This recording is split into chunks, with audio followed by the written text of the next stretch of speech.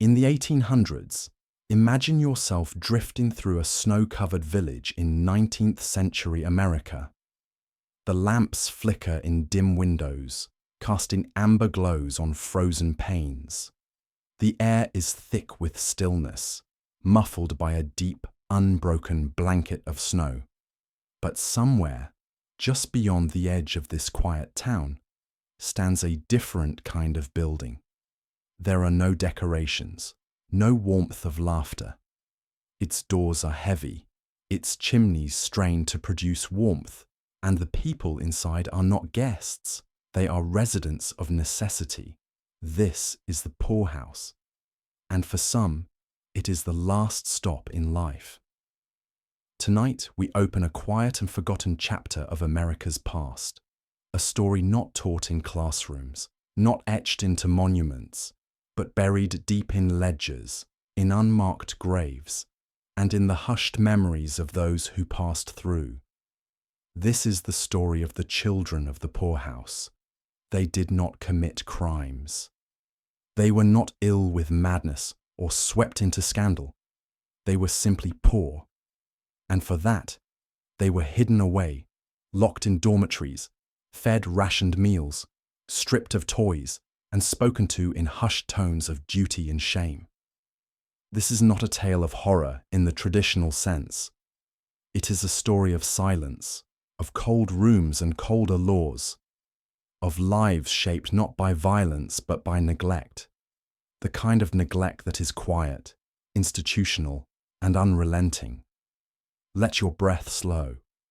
Let the noise of the present fade. For the next 2 hours, we will walk softly with the forgotten. In the 1800s, America was a land of great ambition, boundless movement, and bold proclamations of progress. But beneath the surface of these ideals lay an uncomfortable reality: poverty. As cities expanded and factories rose, so too did the number of people left behind. Those whose labor had been used and then discarded. Those who had never found work, or who had lost it to injury or illness, or the death of a breadwinner. Among them were widows, veterans, the sick, the elderly, and children. So many children. Early American society viewed poverty not only as a problem of economics, but as a moral failing. The Puritan ethos lingered heavily. The belief that hard work was tied to virtue, and that to be poor was to be spiritually suspect. This belief would shape decades of policy. At first, assistance to the poor was ad hoc. Families relied on churches, neighbors, and local overseers of the poor. But with urbanization came anonymity, and with anonymity, an inability to identify who was truly deserving. The strain on private charity became unsustainable. By the early 1800s, local governments began creating more permanent solutions. Thus emerged the institution of the poorhouse or almshouse. Poorhouses were meant to be the final safety net, but also a deterrent. They were intentionally unpleasant, built on the idea that poverty should never be comfortable. If someone was willing to enter a poorhouse, then surely they had no other option. The first poorhouses began appearing in the early 19th century, particularly in New York, Pennsylvania, and Massachusetts. They were usually built on the edge of town, on spare land, with little thought to comfort or design. Often they were converted barns, former warehouses, or hastily constructed brick structures with narrow halls, shared dormitories, and minimal ventilation. Inside, the population was diverse but uniformly desperate. There were no separate facilities for different needs.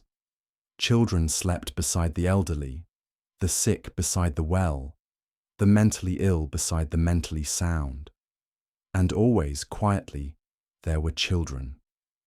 Some came with their parents, entire families driven to destitution by bad harvests, factory closures, or the death of a provider.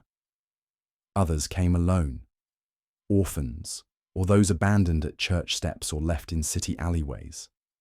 Some were taken from homes deemed unfit by local authorities, not for abuse, but for poverty.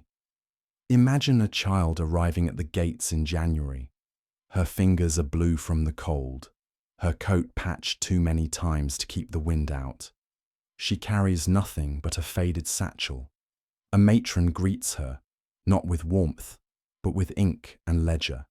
Her name is recorded, her age noted, and her presence added to the institution's census. She is now a ward of the Poorhouse.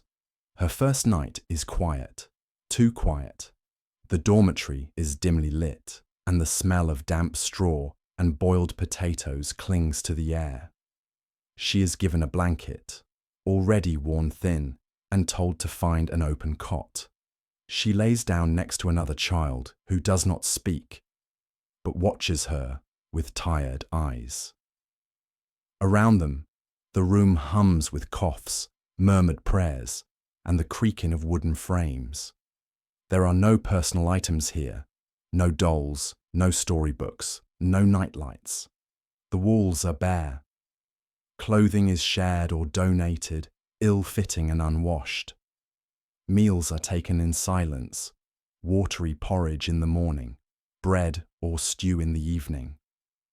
Talking at the table is forbidden. Laughter is discouraged. Discipline is swift. A child caught whispering might be given extra chores. One who cries out at night might be left in the cold hallway for an hour. The rules are many. The kindnesses are few. These were not places designed for children. There were no playrooms, no teachers, no caretakers trained in child development. Yet by the 1830s, more and more children found themselves inside these walls. They became invisible citizens of an invisible class. The justification was economic. Children, like adults, could work, and work they did. Boys chopped wood, carried coal, cleared paths of snow. Girls mended clothing, scrubbed floors, and helped in the kitchens. Even toddlers were expected to contribute. Productivity was expected of everybody, no matter how small.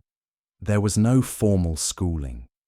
A few cities allowed local teachers to visit once a week, but in most counties, education was considered a luxury. Some matrons taught children to read Bible passages, rote memorization mistaken for learning. But literacy rates among poorhouse children remained dismal. Some institutions took children on field work. In the summers, they planted and harvested vegetables, their small hands blistering in the sun. In winter, they cleared snow with wooden shovels and fetched water from frozen wells. Diseases swept through these places with regularity.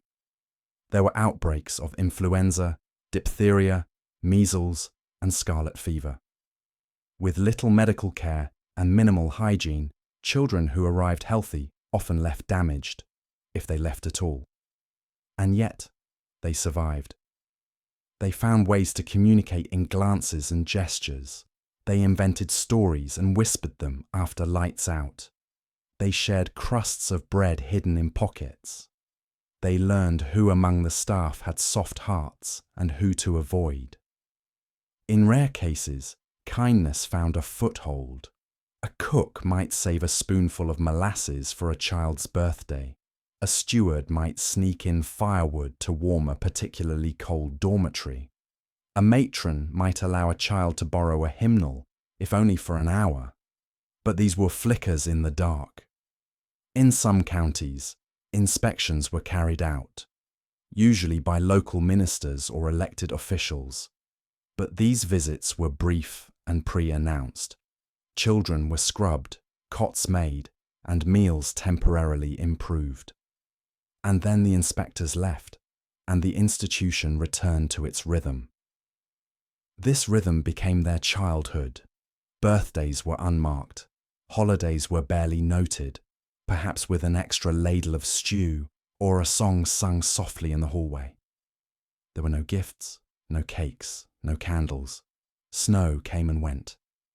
Autumn leaves fell and were swept up. Springs brought mud and insects. Summers brought heat and short tempers. One poorhouse matron in Vermont kept a private diary. In it, she described the children not by name, but by type. The small one who bites, the sad girl with the limp, the screamer. This language, dehumanizing and distant, reveals much about how society viewed these children. Not as individuals, but as burdens. But they were not burdens. They were children. Some bright, some quiet, some angry, some endlessly patient. They made up games with buttons and chalk. They watched birds through cracks in the walls. They sang to each other when staff weren't listening. One boy in Illinois, years later, recalled carving letters into the wooden beams of the poorhouse attic. "I wanted someone to know I had lived," he wrote, and he wasn't alone. Throughout the decades, reformers began to take notice. The New York Children's Aid Society, founded in 1853, launched investigations. They published reports with titles like Children of the County Houses and Winter Within Walls. Photographs showed gaunt faces, skeletal frames, and overcrowded rooms. The public began to stir. Surely children did not belong here. And so, by the 1870s, a slow shift began. Orphan asylums were built, separate from poorhouses. Some counties banned the admission of children altogether. But in many rural regions, the poorhouse remained the only option. Reform was slow, uneven, and often symbolic rather than structural. Even as new policies emerged, many children remained behind. When they turned 16 or 18, they were released into the world with no resources. Some found work in factories, others as farmhands or domestic servants. A few returned to the poorhouse in old age, full circle. Their stories faded with time. Records were lost or burned. Cemeteries went unmarked. And yet, here and there, we find fragments, diaries, letters, etchings, initials scratched into stone. They remind us these were not shadows, these were children. And their lives, though quiet, mattered. Let us now step more deeply inside the walls, into the rhythms of daily life. The cold mornings, the hard cots, the whispered stories passed in the dark. Winter in the poorhouse was not simply a change in the weather, it was a transformation of the very rhythm of life. As the first frost crept over the fields and the last leaves fell from skeletal trees, the institution itself seemed to harden, its stone walls growing colder, its air heavier, and its routine more unforgiving. Imagine waking before the sun. A single iron bell clangs in the hallway, loud enough to rouse the oldest man with deafness and the youngest child in feverish sleep. The children stir beneath their woolen blankets, some clinging tightly to the warmth of a shared body. There is no delay, no luxury of extra minutes in bed. The room is barely lit, the windows already fogged from breath and frost. They rise, one by one. Their feet touch the icy floorboards. There are no rugs, no slippers. Their clothes, folded at the foot of their beds, are stiff with cold, sometimes damp from the breath of the night. Each child dresses quickly, fingers numb as they fumble with buttons too small or too broken to fasten properly. There is no privacy. Girls and boys, though usually separated in sleeping quarters, are herded together in shared washrooms, where the water in the basins often freezes overnight. Teeth are cleaned with frayed rags and baking soda if available. Hair is brushed with communal brushes. hard-bristled and missing clumps. Hands are washed in ice-cold water, the children gasping as the chill bites into their skin. The first task is sweeping. Always sweeping. Dust never truly settles in a poorhouse. It shifts, reappears, clings to the cracks and settles in the bones. The youngest children sweep hallways and porches, shaking out mats that are more dirt than cloth. Older boys carry coal buckets up and down the halls, feeding the great stoves that barely heat the building. Girls are assigned to scrubbards, to sewing, to laundry with lye that burns their fingers red and raw. Breakfast comes early and without conversation. The dining room is long and spare, with wooden benches worn smooth by decades of sitting. Each child receives the same meal, a tin bowl of lukewarm porridge, watery, grey and barely sweetened. If the county has been generous, there might be a dab of molasses or a sliver of dried apple.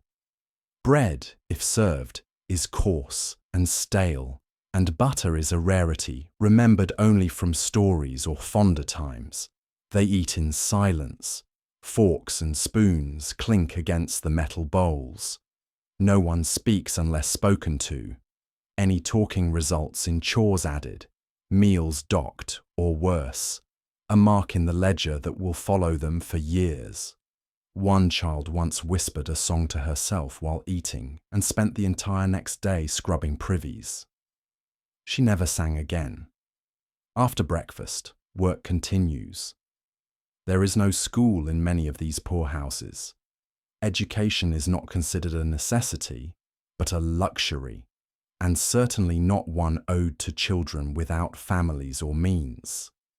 In some places, a visiting teacher might arrive once a week to lead the children in reading from the Bible. The passages are dry, repetitive, and memorized more by rhythm than comprehension. Arithmetic is rare. Writing supplies are almost unheard of. Still, some children learn. They copy letters in the dust on window panes. They trade words and numbers with older children who remember scraps of schooling from before. They read labels on coal sacks or soap tins, collecting syllables like treasure. The rest of the day is occupied with labor. Some children work in the kitchens, stirring great pots, scrubbing iron pans, peeling potatoes with blunt knives. Others are assigned to the laundry house where clothes are boiled in vats and pounded with wooden paddles. The smell is acrid. Steam, lye, wet wool. The walls sweat with condensation. Their hair and skin absorb the stench of soap and smoke. In counties where poorhouses operate farms, the boys are marched out to the fields even in winter. They gather firewood from the edge of the property, their boots thin and their breath visible in clouds. They carry back frozen logs in aching arms, stacking them near the house. Some are given axes too large for their frames. They swing cautiously, the tools awkward and heavy, the danger ever present. And throughout it all, the cold persists. The poorhouse is never truly warm. The stoves glow in central corridors, but the heat rarely reaches the dormitories. The beds are lined up shoulder to shoulder. Wool blankets are shared. Mattresses are sacks of straw that must be turned each day and shaken for lice. The air smells of unwashed bodies, coal smoke, and stale bread. At night, after the final meal, which is much like breakfast, perhaps a broth or stew if meat has been acquired, the children are permitted a few minutes of rest. Some sit quietly near the stove, watching the flames as if they were theatre. Others curl beneath their covers and whisper short prayers, not always religious, often just hopes, for more food, for a visitor, for spring. And then the lights are extinguished. Darkness returns. The cold settles again. Some nights are quiet, others are not. Coughs echo down the hallway. A child cries softly into a pillow. Somewhere, an old man groans in his sleep, reliving battles long past. The building moans with wind, the windows rattle in their frames, and frost climbs the inside of the glass like ivy. And through it all, the children remain still. They have learned that movement brings attention, and attention brings trouble. Time inside the poorhouse moved differently. There were no clocks in the dormitories, no bells to signal recess, or lunch as in a schoolhouse. Days were measured by chores completed, meals served, or the turn of the coal delivery cart. Seasons blurred into each other. Winter simply lasted longer, both in calendar months and in mood. For the children, days without purpose often felt endless. They were not given toys, not encouraged to play. Leisure was viewed as laziness, and yet, in the smallest of spaces, children still found ways to create meaning. Some drew with bits of charcoal stolen from the stove. Others shaped dolls from rags or carved shapes into wood scraps discarded from repairs. Games were whispered into existence. Rhymes from memory, clapping games behind laundry lines, or imaginary lands navigated through cracks in the floorboards. Their friendships were quiet but fierce. The children knew one another's habits and fears. They shielded the timid from harsh matrons. They helped cover for mistakes, hiding broken dishes, taking blame for a mislaid broom, sharing scraps when food was short. Nicknames were common: Little Mouse, Buttons, Crow, Blue Cap. These names stitched an identity where official records gave none. Many didn't know their last names. Some didn't know their first. They responded only to what others had called them since they could remember. In some rare poorhouses, a kindly worker might keep a journal of the children. Not official records, those were dry and clinical, but notes about who liked to sing, who was quick with numbers, who helped with the younger ones. These pages, when found in later decades, revealed the humanity the system tried to erase. Holidays, when acknowledged, brought moments of fragile wonder. At Christmas, if funds allowed, a tree might be cut from the woods and placed in the common hall. The children helped string popcorn, twist paper into garlands, and hang buttons or spoons as ornaments.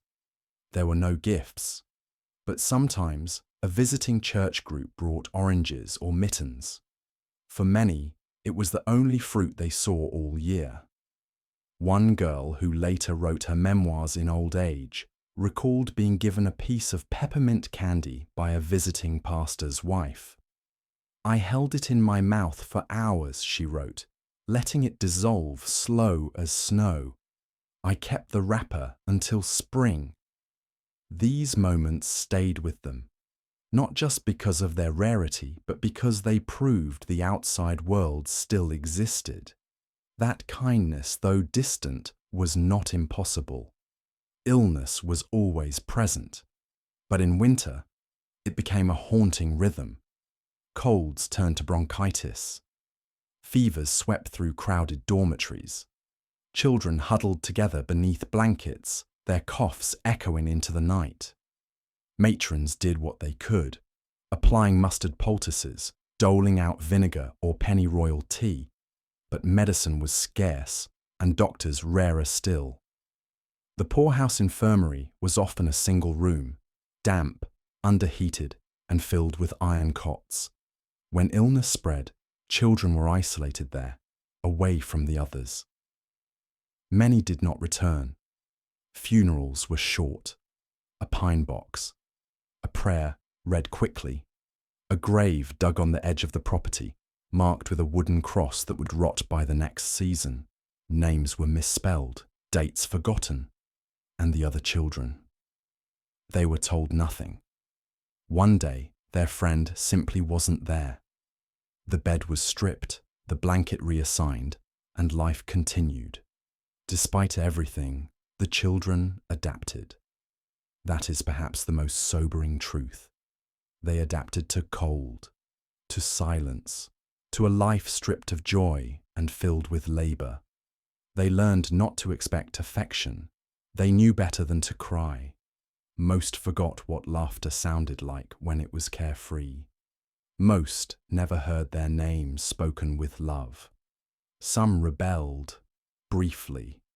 A boy might strike a broom against the wall. A girl might refuse to rise. These moments of resistance were short-lived and harshly punished. The system did not bend, but within themselves they built small sanctuaries. One child might whisper stories at night, retellings of fairy tales once heard in a parent's voice, or new stories invented in the dark. Another might press flowers in a Bible, if lucky enough to own one. Others memorized hymns or counted the knots in the ceiling beams, quiet rituals of endurance. When spring came, it brought no great change. The snow melted, the mud deepened, the routines remained, but in the smallest ways, life grew again. A sparrow nested on the sill. Dandelions returned to the fence line. The children noticed. They always noticed. Even the smallest beauty stood out in sharp relief against the dullness of their daily lives. Among the staff, there were differences. Some matrons were hardened by years of labor, their empathy eroded by exhaustion and policy. Others, however rare, still held a quiet softness. A few women, especially those who had once known hardship themselves, watched the children with an understanding eye. They might linger an extra moment when tucking in a blanket, hum a hymn while washing faces, or press a warm biscuit into a palm without words. These acts, tiny and fleeting, became the moments the children carried with them into adulthood. One orphaned boy in Indiana would later write that he remembered only two things from the poorhouse: the sound of the wind howling across the tin roof in winter, and the time a laundress handed him a sock she had knitted by hand. "She made it for no one in particular," he said, "but I believed she made it for me." This belief, however irrational, was powerful. The human need for connection, for something personal and tender, never fully disappeared. Even in those institutions built to erase the individual, flickers of spirit remained. Still, the system endured. County boards focused on cost. Reports were filed. Ledgers were balanced. There were rules about rations per child, fuel usage, acceptable limits on laundry soap. Oversight, when it came, cared more for fiscal efficiency than moral welfare. The children were figures in a column, their illnesses, accidents, even deaths, marked as expenses or losses, not as heartbreaks. Visitors, if they came at all, often saw only the surface: a swept hallway, a warm stove, a song sung dutifully by the children for inspection. The deep quiet of their real lives, the fatigue, the hunger, the longing, was never visible in these brief, curated moments. Some poorhouses hosted Sunday services. The children would line up, brushed and cleaned, to sing hymns and recite verses. The words came automatically. "Jesus loves me, this I know," they murmured in unison, though few felt loved at all. After the service, they returned to their chores. God's mercy, like warm food or affection, remained abstract. For many, the poorhouse became the only home they knew. They arrived as infants and left as adults. Their world was confined to its stone walls, narrow corridors, and thin mattresses. The towns beyond were distant, unreachable, almost mythical. Some children would press their faces to the frosted glass and stare for hours, watching horses pass, imagining a life with choice, with freedom, with family. Few were adopted. Most people seeking children wanted babies or those with healthy physiques and docile temperaments. Poorhouse children, who often bore the marks of malnourishment, exposure, and institutional rigidity, were rarely considered ideal. Those who did leave often entered labour at once. Boys went to factories or farms. Girls were placed as domestic help. The line between adoption and indenture was thin. A child might be renamed, made to sleep in an attic, and never addressed with kindness again. But they would say nothing. The poorhouse had taught them how to endure. Even when escape came, the memories remained. Cold, silence, the clink of a tin spoon, the sound of boots echoing down a wooden hall, the loneliness of being forgotten while still living. And yet, many of them endured. They built lives. They married, had children of their own. Some told stories. Others never spoke of their childhood again. Historians, sifting through county records, often find their names followed by blank spaces. Discharged, placed, deceased. But in between those entries were years of silent resilience. Their legacy is not just in the ledgers or old photos. It's in every small kindness passed on, every child they later cradled with gentler hands, every home they built to be warmer than the one they knew. These children, unseen, unheard, but never unfeeling, lived winter after winter inside walls that were never meant for childhood. And though history nearly forgot them, we do not have to.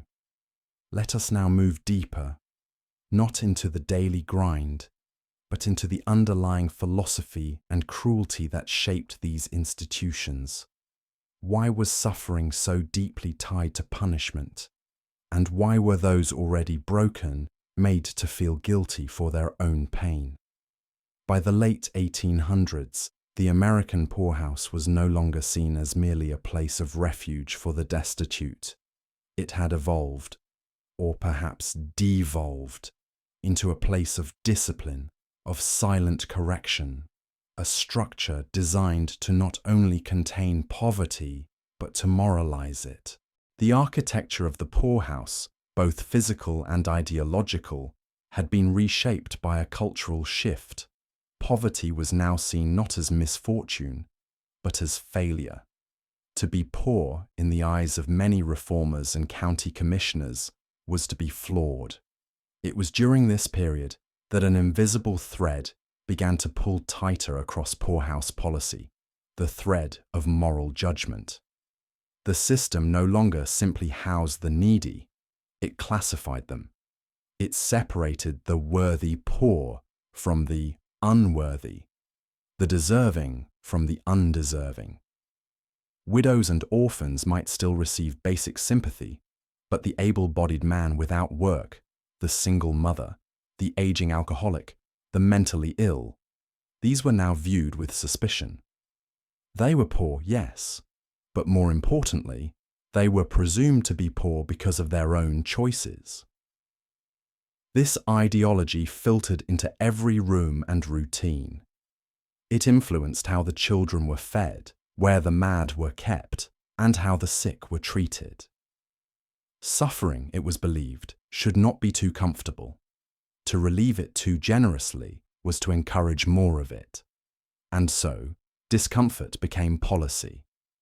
Take, for example, the punishments meted out to children for minor infractions. A girl who whispered after lights out might be assigned extra privy duty. A boy who smiled during prayer might be made to scrub the coal chutes until his fingers were black and bleeding. These were not rare occurrences. Discipline was foundational. And beneath every punishment was a message: you are not to be happy here. Joy is reserved for those outside these walls. But beyond discipline was something even more sinister: the indifference to suffering itself. Mental illness was rarely understood and even more rarely treated. The word lunatic was used freely and cruelly. If a child was quiet and withdrawn, he was simple. If he spoke to himself, he was possessed. If he cried too often, too loud, he was a problem. And poorhouses, never equipped to handle complexity, dealt with problems by containing them. In most institutions, those suffering from mental illness were kept in the same spaces as the elderly, the crippled, and the orphaned. There were no separate wings, no specialists, no therapists. A man with severe delusions might sleep next to a boy of 7. A woman prone to screaming fits might be housed with a group of girls barely old enough to speak. Children learned to live with madness without explanation. They learned to stay silent when a resident began to rock violently in the corner. They knew to hide when someone began shouting in the night. They grew used to the cries, the moans, the rhythmic thumping of a head against a wall. These sounds were never acknowledged by the staff. To do so would be to admit that something was wrong, and there was no budget for what was wrong. So the children internalized it. Madness became ordinary, fear became routine, and for some, madness became contagious, not in the medical sense, but in the emotional one. Children who entered the poorhouse with bright eyes and curious minds became dull over time. They stopped asking questions. They forgot the sound of laughter. In the absence of stimulation, of affection, of education, their minds shrank inward. Many fell into what we might now call depression. But in the 19th century, it had no name. Those who could not adapt were labelled idiots. The term was used broadly and cruelly, applied to any child who did not speak promptly, who failed to memorize verses, or who struggled to keep pace with chores. These children were often assigned menial, repetitive tasks and received no instruction at all. Physical punishment was a constant risk. Some staff believed that obedience could be beaten into the lazy, or clarity whipped into the distracted. Wooden paddles were common. So were switches cut fresh from nearby trees. A child might be struck for wetting the bed, for missing a stitch, for tripping on stairs. Punishment was not just correction, it was philosophy. To suffer was to cleanse. To obey without complaint was to be redeemed. This was, for many, the core belief underpinning the poorhouse, that pain produced moral improvement. And yet, this same belief made the system blind to its own cruelty. Children who collapsed from exhaustion were called lazy. Those who trembled in cold dormitories were told to be grateful for shelter. Complaints were dismissed as ingratitude. Illness was considered weakness, and weakness was considered sin. The presence of religion in these institutions made the cruelty all the more paradoxical. Bible verses were read daily. Prayers were said at meals. Staff sometimes quoted scripture while meting out punishment. Yet the compassion, patience, and mercy spoken of in those same verses rarely reached the children in practice. Instead, scripture was used to reinforce submission. Verses like, "He who does not work shall not eat," or "Spare the rod, spoil the child," were recited like mantras, justifying neglect under the V. And those who failed to conform were marked forever. Poorhouses kept records, ledgers of behavior, attendance, punishment. A child labeled rebellious or difficult in one county might find herself barred from other institutions later. Even the act of running away, common among older children, was considered criminal. Some were dragged back by constables, others disappeared into cities, unaccounted for and unnamed. But even for those who endured, who obeyed, who survived, there was no reward. The poorhouse did not graduate children. There were no ceremonies, no transitions, no declarations of success. At 16 or 18, they were simply released, often with no money, no family, no address. Their only possessions were the clothes on their backs, usually cast-offs from deceased residents. And for those who returned later in life, broken by the world, the poorhouse received them again. Not as children this time, but as adults already marked by failure. They became part of the cycle, the orphan who became the pauper who became the forgotten. Despite the weight of punishment and stigma, there were attempts, small, tentative, to question the system. Reformers had begun to emerge. In the 1840s and 1850s, a handful of individuals, often women, visited poorhouses and documented what they saw. The most notable among them was Dorothea Dix, a tireless advocate for the mentally ill. Dix's visits to poorhouses across Massachusetts and beyond revealed horrific conditions: residents sleeping on straw in unheated rooms, people with severe mental illness chained to walls, children huddled in the corners of mixed dormitories. Her reports shocked many, but not enough. Even when county officials were moved by what they read, budget limitations and social indifference stifled most change. Reform was expensive. Sympathy, sadly, was not policy. Other reformers, often tied to religious groups, focused on the children. They lobbied for the creation of orphan asylums, arguing that children did not belong in poorhouses, particularly alongside the mad, the drunk, and the dying. Some counties responded, others did not. In many regions, particularly rural ones, the poorhouse remained the default for unwanted or unclaimed children well into the 20th century. But there were changes, subtle and slow. By the 1870s, some poorhouses began designating separate dormitories for children. A few hired school teachers. Others created training programs, preparing boys for apprenticeships and girls for domestic work. This was progress, but also deeply utilitarian. Children were still being shaped for labor, not nurtured for potential. And still, the stigma remained. To have been raised in a poorhouse was to carry an invisible brand. Employers hesitated. Landlords looked twice. Suitors reconsidered. The assumption lingered. If you were raised in the poorhouse, you must be defective. Some former residents fought back against this perception. They changed their names. They lied about their pasts. They told others they were orphans raised by distant relatives, or that they had spent their childhoods in the countryside with grandparents.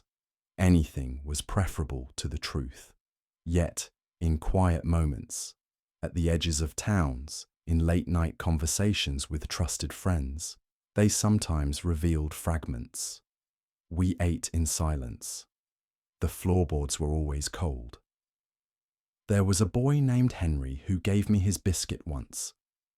These recollections, understated and unsentimental, offered glimpses into what life had been like inside. Most of the world never asked. The past was best forgotten. But the poorhouse left its mark, not just on the individual, but on the collective memory of entire communities. Towns remembered the buildings long after they were closed. Children, now old, would point to the ruins and say, "I knew someone who lived there." Local legends grew, of hauntings, of strange noises, of buried secrets beneath the floorboards. The poorhouse became ghost story, metaphor, warning. Some institutions were demolished outright. Others were repurposed into hospitals, jails, or county offices. A few became museums.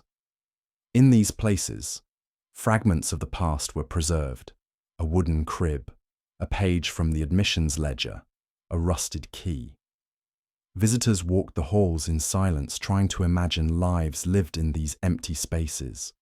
But most poorhouses were erased, intentionally or through neglect. Their cemeteries, too, were often forgotten. Small, fenced-in plots behind overgrown fields. Headstones lost or never erected.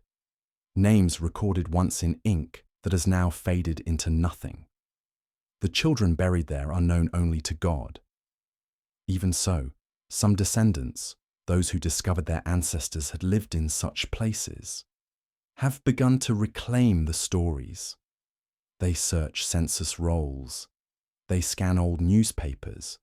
They read inspection reports written in bureaucratic language that, between the lines, speak volumes.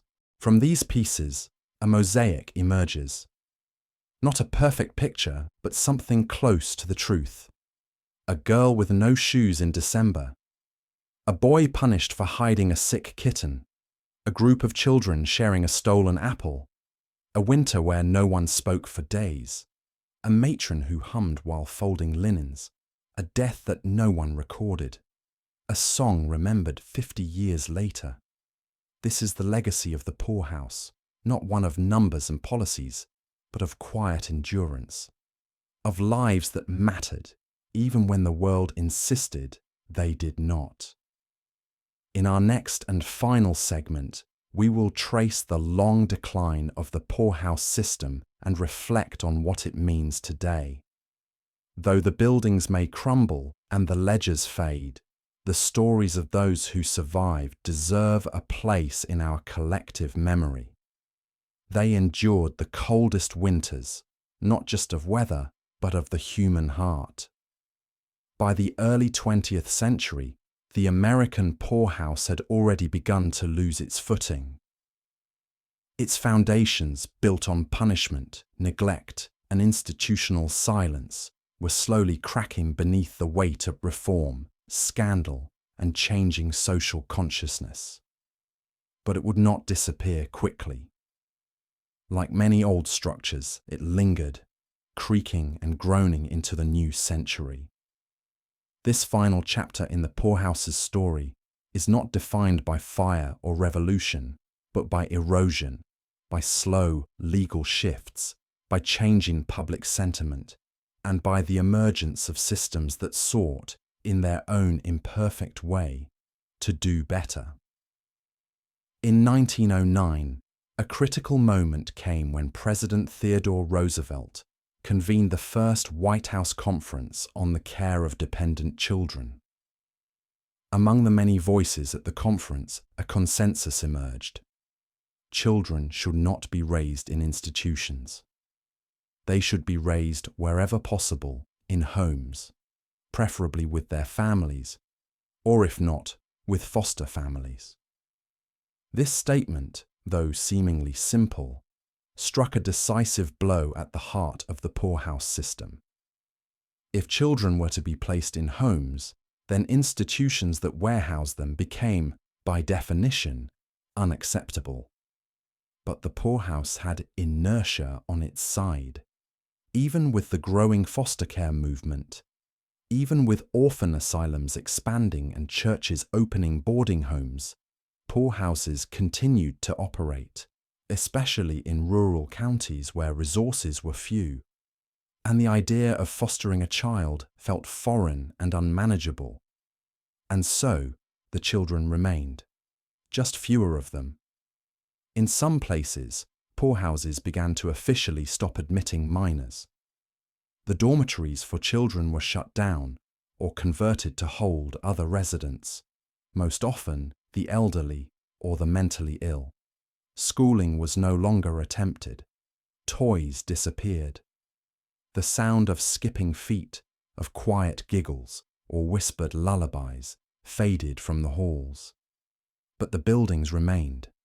Some were renamed county homes or public welfare houses, as though a new title could wash away decades of hardship. In truth, little changed. Elderly residents still slept in drafty rooms. The mentally ill still wandered unmedicated and unsupervised. Cracked windows were patched with boards. Coal fires still burned low. But without the presence of children, the institutions took on a different kind of silence, a heavier one. A silence not of stifled youth, but of forgotten age. It was during the 1930s, amidst the crushing weight of the Great Depression, that the next blow came. Millions of Americans, newly impoverished, began seeking help from the government. The poor were no longer a distant minority. They were neighbors, co-workers, relatives, and suddenly, the idea that poverty was purely a moral failing felt fragile, even absurd. Enter the New Deal.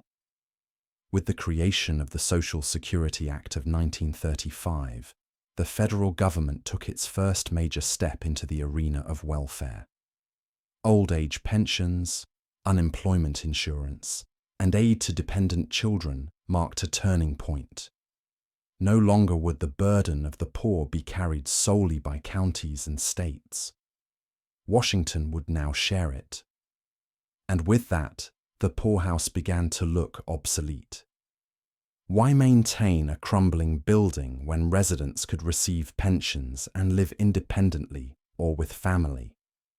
Why house the elderly in dormitories when they could have their own rooms? Why isolate the disabled or mentally ill when they could, perhaps, receive treatment in hospitals or live in communities? Counties began to close their poorhouses quietly. Some sold the land, others turned them into hospitals. A few converted the buildings into jails. There was little ceremony, no announcements, just the slow removal of names from ledgers, the boarding up of windows, the turning of keys in locks that would never be used again. But not all were closed. As late as the 1940s and 50s, some poorhouses remained in operation, especially in the South and rural Midwest. By this time, they housed mostly the elderly, the chronically ill, and those deemed unfit for other forms of housing. These residents often had no living relatives, no income, and no voice. Conditions remained bleak. Government inspections, when they occurred, often found rotting floors, unheated rooms, unsanitary kitchens. But the residents had nowhere else to go. Even in the 1960s, a handful of these institutions remained. They were no longer called poorhouses, of course. Names like county infirmary or welfare home had replaced the older terms. But the walls, the rooms, the air, they remembered. It wasn't until the passage of Medicaid and Medicare in 1965 that the final nail was driven into the poorhouse coffin. With federal support for hospital care and nursing homes, the few remaining residents were gradually relocated. Modern facilities, with real medical staff, heating, private rooms and recreational activities, began to replace the old system. And so, quietly and without fanfare, the poorhouse era ended.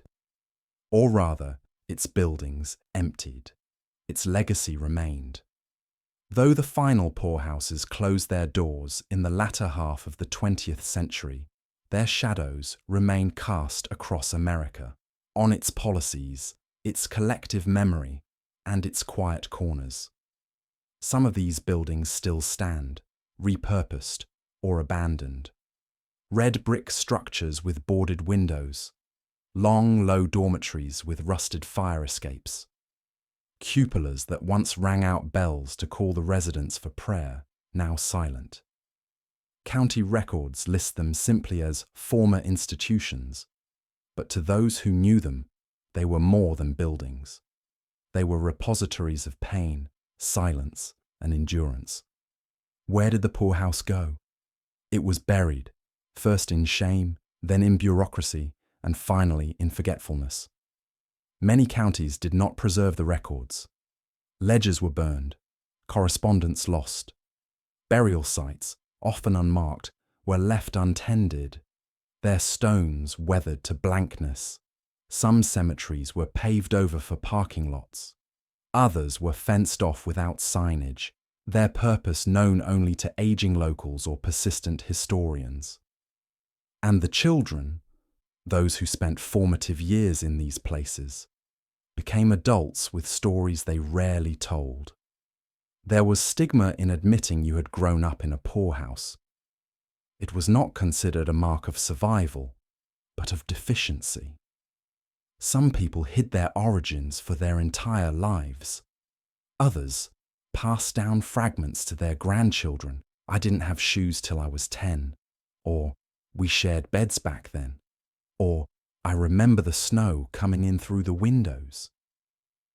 These were not told as complaints, but as facts, as memories, distilled and hardened by repetition. And yet, the poorhouse has found new life. Not in brick and mortar, but in history books, museum exhibits, and genealogical research. In recent years, amateur historians and descendants have begun uncovering these stories. Websites have emerged cataloguing old almshouses. Volunteers transcribe the names of residents from fragile ledgers. Descendants write memoirs. Local newspapers run retrospectives. In New England, some poorhouses have been converted into small museums.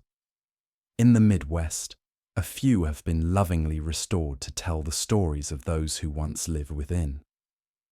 Visitors walk reconstructed hallways, read resident quotes on placards, peer into glass cases holding donated artifacts, a tin cup, a child's shawl, a Bible with a name scribbled inside.